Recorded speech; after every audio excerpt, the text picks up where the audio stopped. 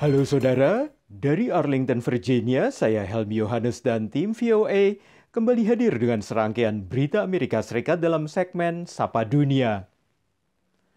Kami awali dengan meningkatnya ketegangan di Timur Tengah. Ledakan mematikan terjadi di sebuah pangkalan militer di Irak, menyusul serangan langsung Israel terhadap Iran sebagai balasan atas serangan drone dan rudal Iran. Proksi Teheran di luar Iran menghadapi serangan Jumat malam dengan sejumlah ledakan menimbulkan bola api di sebuah pangkalan dekat Baghdad yang menampung milisi pro-Iran. Sedikitnya 1 orang tewas dan sejumlah lainnya terluka menurut pejabat Irak. Sementara militer Amerika membantah keterlibatannya dan pasukan pertahanan Israel IDF juga tidak berkomentar. Serangan di Irak ini terjadi kurang dari 24 jam setelah Israel menyerang Iran, mengakibatkan terjadinya ledakan di kota Isfahan. Menurut pejabat senior Amerika, pesawat tempur Israel meluncurkan sedikitnya 3 rudal dari luar wilayah udara Iran dengan menarget radar pertahanan udara Iran yang melindungi pusat listrik tenaga nuklir. Tapi pusat tenaga nuklir ini sendiri tidak menjadi target serangan. Sementara Menlu Amerika Antony Blinken mengatakan Amerika Serikat tidak terlibat dalam operasi serangan itu. Sejumlah pemimpin dunia mendesak Israel dan Iran untuk menahan diri dari serangan lanjutan agar kawasan Timur Tengah tetap stabil. Saudara, perang punya dampak lingkungan jangka panjang menurut peneliti sejumlah negara yang mengkalkulasi emisi gas rumah kaca dan penggunaan bahan bakar dalam aktivitas militer. Karena itu sejumlah pihak mendesak komunitas internasional untuk membuat aturan yang lebih rinci mengenai dampak perang terhadap perubahan iklim. Puing reruntuhan dari 170.000 gedung rusak akibat perang di Gaza bukan sekedar masalah kemanusiaan, tapi juga lingkungan. What the likelihood that there may be storage of chemicals, fuel tanks, or other materials that may then cause contamination. The environmental quality of existing groundwater supplies are already poor, and that's been exacerbated by the current conflict. Para peneliti mencoba memperhitungkan dampak lingkungan dari perang di Ukraina dan Timur Tengah. Misalnya kebakaran hutan akibat perang dan polusi dari senjata adalah ancaman signifikan terhadap manusia, alam liar, dan ekosistem di Ukraina. Any ordnance which is explosive, when it explodes, it can start off new fires and it definitely produces more chemicals which come out. Penelitian lain menunjukkan dalam 18 bulan pertama saja, perang di Ukraina telah menghasilkan lebih banyak gas rumah kaca dibandingkan emisi tahunan dari Austria, Portugal, dan Hungaria. Dan masalah-masalah ini diharapkan akan jadi pemacu untuk bergerak lebih cepat dan tepat. International efforts will be needed from scientists, policymakers, to develop some new guidelines. Bahkan dengan data yang terbatas, Conflict and Environment Observatory memperkirakan aktivitas militer global bertanggung jawab atas 5,5% emisi gas rumah kaca tiap tahunnya. Demikian laporan tim VOA. Beralih ke sejumlah hutan nasional yang menjadi destinasi wisata di California dan seringkali juga dilanda kebakaran yang belakangan semakin ekstrim.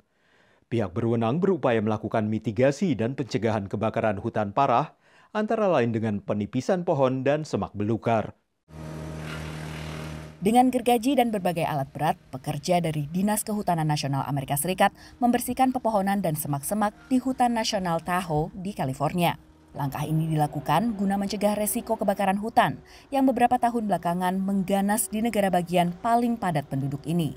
When there's too much fuel or vegetation, then that creates larger, more intense wildfires. The other thing that's happening is we're having more intense drought. Tapi upaya Dinas Kehutanan ini mendapat sorotan dari sebagian aktivis lingkungan hidup, termasuk Cal Wald.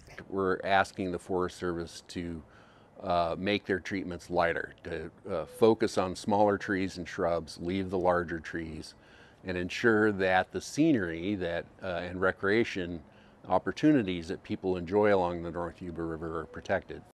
Yayasan Hutan Nasional atau National Forest Foundation adalah organisasi nirlaba yang dibentuk Kongres AS untuk bekerja sama dengan Dinas Kehutanan Nasional untuk mengelola hutan-hutan di lahan milik pemerintah federal Amerika Serikat, termasuk di Hutan Nasional Tahoe. People will have to get used to seeing a less dense forest because that's a healthy forest. But right now, they're pretty dense and pretty crowded, and I think that's mistakenly thought of as being normal. Kebakaran hutan menjadi masalah yang rutin dihadapi California dan negara bagian sekitar. Tapi kebakaran ini memuncak pada 2020 dan 2021 sebelum mereda tahun-tahun sesudahnya. Demikian laporan tim VOA. Kini kita tengok Jonathan Niti Susanta, dokter gigi yang membuka klinik Niti Susanto Family Dentistry di Orlando, Florida. Menurut Jonathan, kunci keberhasilan klinik gigi bukan hanya terletak pada teknologi kedokteran gigi modern, tapi terutama pada kenyamanan dan kepuasan pelanggannya. Siang itu, Thomas McCartney sedang menjalani perawatan gigi di Niti Susanta Family Dentistry, klinik gigi di Orlando, Florida. Sudah 3 tahun ia menjadi pelanggan klinik gigi yang didirikan oleh Dr. Jonathan Niti Susanta ini. I feel like I belong here. You know,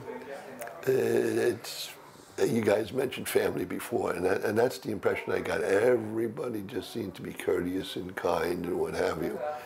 You know, and efficient, professional, and it didn't hurt. Kenyamanan dan kepuasan pelanggan, kata Jonathan, memang menjadi salah satu kunci utama mengelola kliniknya.